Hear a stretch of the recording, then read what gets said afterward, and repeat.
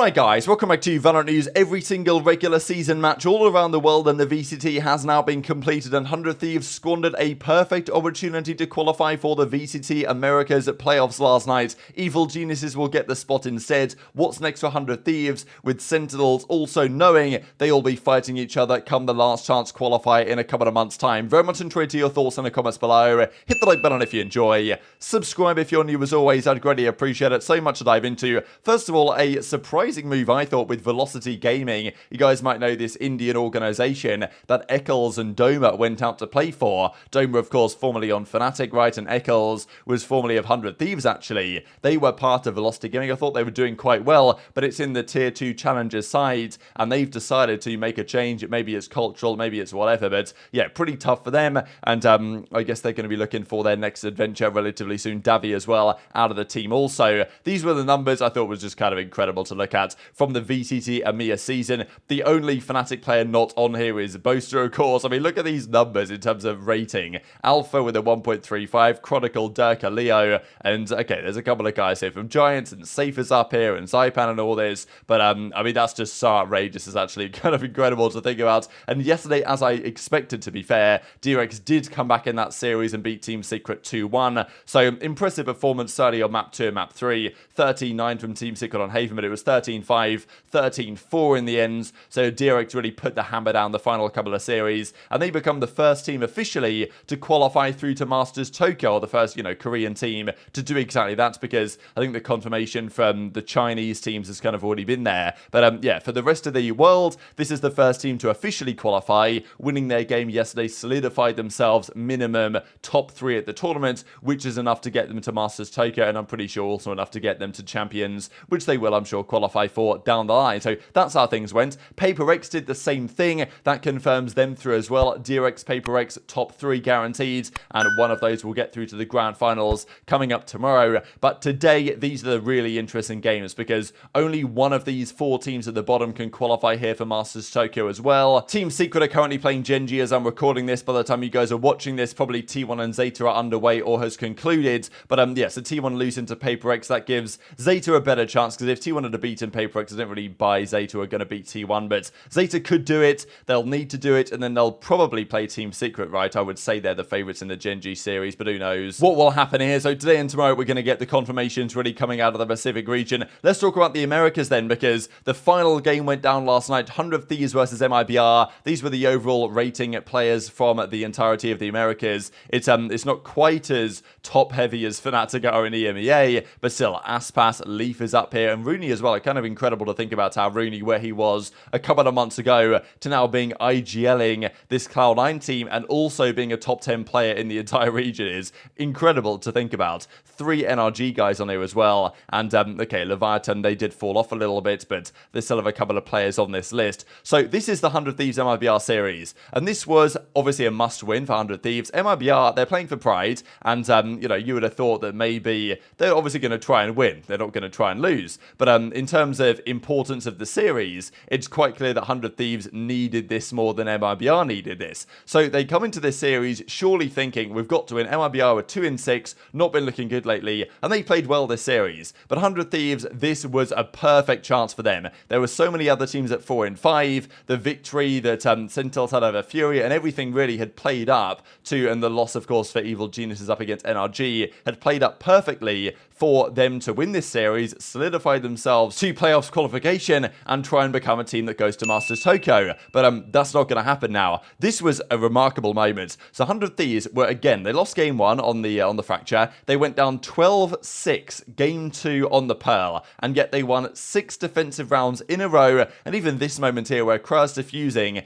and he gets killed maybe 0.05 of a second. Like, it must have been under a tenth after he gets the defuse that he gets taken down. But that's enough to win them the round. They eventually go to overtime, and they win the overtime in incredible fashion from Cryo. He carried them through this entire comeback, to be fair. And then Cryo finds himself outside, getting a collateral here on the first 2, and he finishes off with an ace here, actually, as well. So this was the Cryo show. And at this point, you're thinking, wow, MIBR squandered it. I know there was, tweets coming out of esports Ethan, right, from Evil Geniuses, saying, oh my god, I can't believe this has happened, right, because they were in such a good position to win and to qualify through EG, and then MIBR choke the lead, Crow clutches up like this, and when something like this happens, you'd think it's almost guaranteed the team that's just made this comeback wins the final game, right, because they've got all the confidence now, 100 Thieves, they've just won like 8 rounds in a row, they're feeling good, MIBR know they choked the series advantage, so you would think pretty much it's almost a certainty by way of momentum for 100 Thieves to go on to win this one, but it didn't happen, right, and look at the numbers actually as well, we'll see it in a second, but he had something like 370 or 350 ACS this game.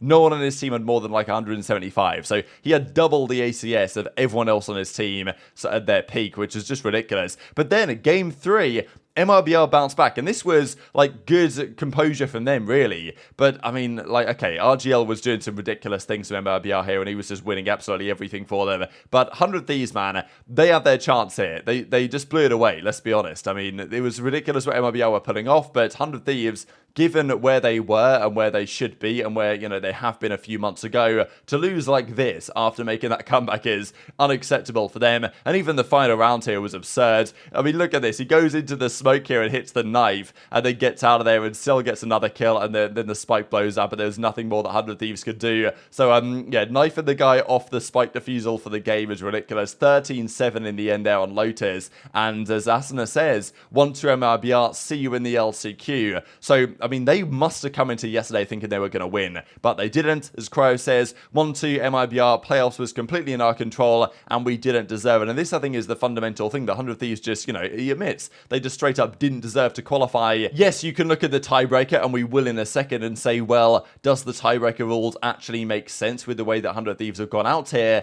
given, you know, the matches that they won in their season? But still, losing to MIBR like this is obviously unacceptable from their side. I know there was also talk from Wyatt as well about the fact that Mike's HD as their head coach, he's got no one to help, really. Sean Gares, when he was there, obviously you look at Sentinels, they've got at least a couple of coaches, and maybe even 2 or 3, and most teams, like the majority of teams, have at least a couple of coaches, like probably 7-8 teams in the VCT Americas have at least 2 to 3 coaches, whereas Mike's HD is pretty much the only guy doing it at 100 Thieves. He's got to manage everything. There's a lot to do as a coach. You've got to prepare for games, you've got to look at strat, you've got to keep the team cohesion in place, the inside and the outside of the game stuff, and usually teams have 2 to 3 people spreading that responsibility, but for 100 Thieves, it's just Mike's HD. They might be having some other contributors that help a little bit, but they're not employed full-time or anything, so you might have to think that that could be one of their downfalls in a way. And as Ethan says, yeah, we're in playoffs, baby. Thank you, well played MIBR, because it was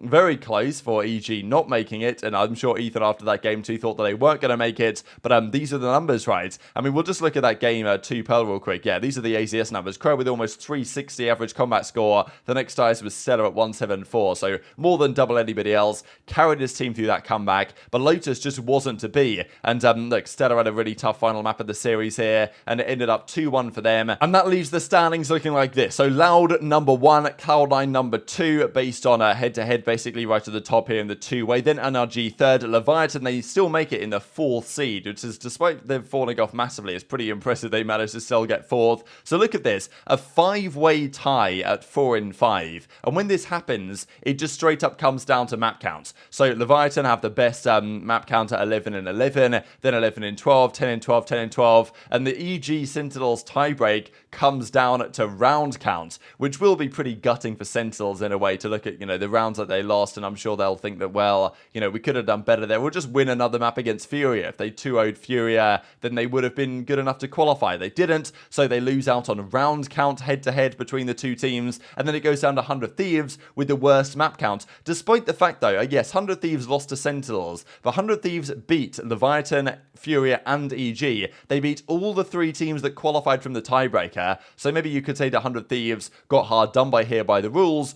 but fundamentally it was in their hands. They failed to capitalize on the opportunity, and they now find themselves out of the playoffs, and EG are in there. Now, Demon1 again confirmed on stream last night that even if EG were to get through these playoffs and qualify for Masters Tokyo, he won't be able to go. They're going to have to bring BCJ in because he wasn't on the roster when they initially signed up, and therefore he doesn't have the appropriate permission from Riot to go, even though he might have, he's got the visas and everything associated, I believe. It's just some weird rule that doesn't allow him to go if they were to qualify. So, EG have made it to playoffs. I'm happy for them. I think they deserved it, to be honest. They are certainly a better team right now than 100 Thieves, in my estimation. But I almost don't want them to make it to Tokyo, just because we won't get to see them with their full strength roster as it presently stands. So, EG play NRG round 1. Kind of incredible, actually, how it's worked out. That it's the 3 North American teams on one side, and it's the 3 South American teams on the other side. So, NRG, EG, winner plays Cloud9. So, that effectively means that there's one North American team guaranteed, at least, that will be going to Masters Tokyo.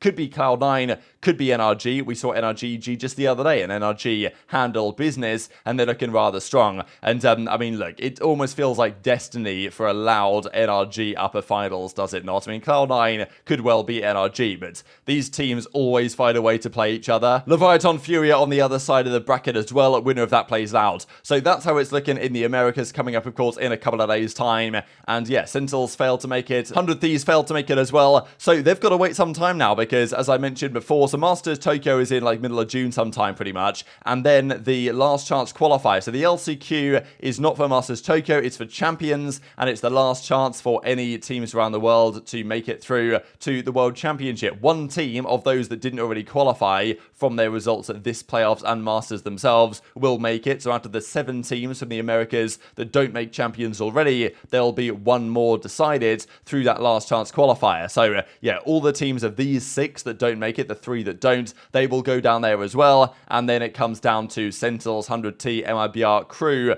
to try and do so. So that's the preparation that Sentinels and 100 Thieves will now need to look at over the next couple of months. Thought this is kind of funny as well. So technically in North America, Zellsis and Co on Cloud9 are the #1 team. Kind of funny really that 100 Thieves apparently are this close on there.